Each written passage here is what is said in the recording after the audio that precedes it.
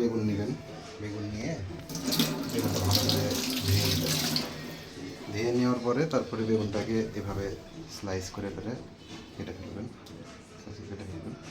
Slice করে কাটার পরে তারপরে বেগুনের মাঝখান দিয়ে এভাবে কেটে নেবেন।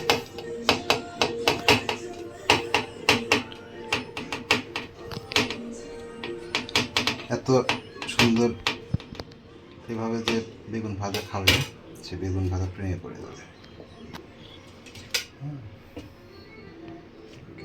তারপরে বেগুনগুলোকে সুন্দর করে এভাবে কেটে নেবেন।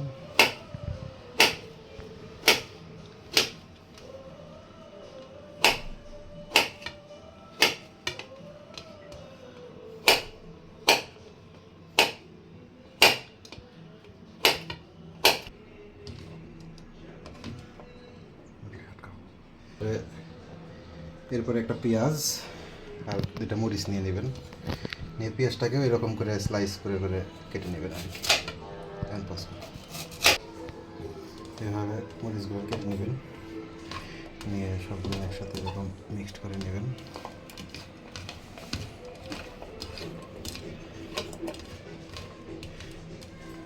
মিক্স করে নেওয়ার পরে এর মধ্যে আটকাবো। এরপরে এর ভিতরে পরিমাণ মতো একটু লবণ দিয়ে নেবেন, হলুদ দিয়ে নেবেন। এরপরে একটু হালকা করে মরিচের গুঁড়া দিতে পারেন কালারের জন্য।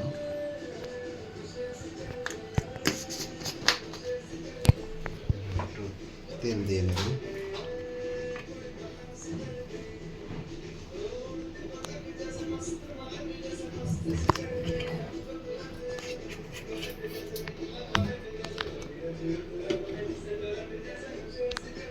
লবণ দিয়ে নেবেন।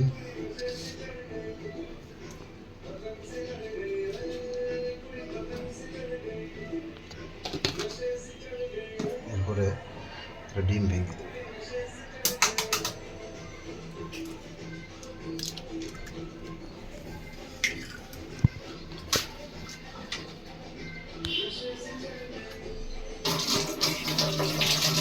এরপরে আগের যেগুলো আপনি স্লাইড মাঝখান থেকে নিয়েছেন ওর ভিতরে একটু হলুদ দিয়ে নিয়ে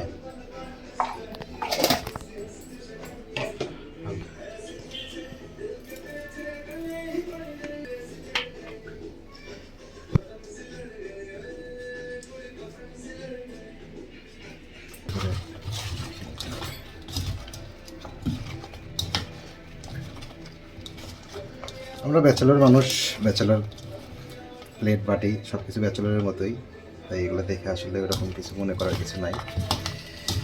আমরা অনেক নিট অ্যান্ড ক্লিন। আর যেটা আপনি ডিম দিয়ে মেখে নিয়েছিলেন ওটা মাখাই যাবে সুন্দর করে। ধনেপাতা দিলে আরও টেস্ট হয়, যেহেতু ধনেপাতা কাছে নাই তাই দিতে পারলাম না। আপনারা চাইলে ধনেপাতাও অ্যাড করে নিতে পারেন। এভাবে ম্যারিনেট করে সুন্দর করে রেখে দিন আধা ঘন্টা। তারপরে যখন আপনি ভাজবো তখন আবার দেখাচ্ছি আপনাদের। কি করছো তোমরা?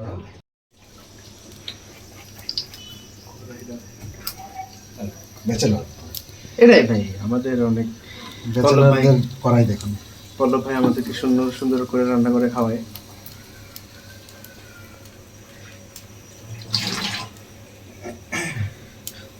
তারপরে এরকম করে তিনটা ছেড়ে দেবেন।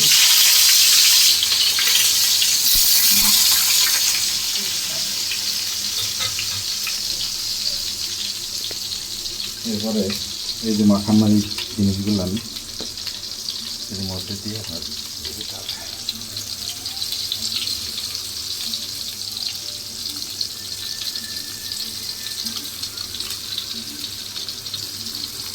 চলে যাচ্ছে হালকা আস্তে করতে হবে, এরকম চলে যাবে।